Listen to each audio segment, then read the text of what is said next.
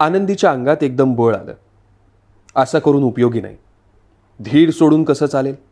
आपल्याला अभ्यास करायचा आहे, डॉक्टर व्हायचं आहे, हिंदुस्थानातल्या स्त्रियांसाठी काम करायचं आहे. असं मरगळून कसं चालेल? ती उठून उभी राहिली. थंडीचा कडाका मनस्वी होता. हातपाय आखडले होते. खोलीत फायरप्लेस होती. तिचा धूर चालला होता. अंगावरून शाल घेऊन ती खिडकीपाशी आली. तावदानातनं तिनं बाहेर बघितलं. पांढरं फेक चांदणं होतं.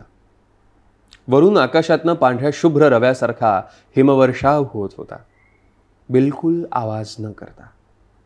जात्यातनं पीठ पडावं त्याप्रमाणे हिम पडत होते.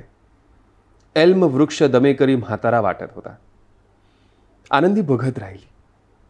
मनात चमत्कारिक विचारांची गर्दी झाली. स्वच्छ पांढरं शुभ्र चांदणं, पांढरा शुभ्र बर्फ, गौरकाय सुंदर चेहऱ्याची ती स्त्री, सगळं एकच आहे का? त्या स्त्रीचंच हे रूप आहे का? शांतपणानं बर्फ गळत होते. जगात माणसानं कसं असावं त्याचा जणू आदर्श.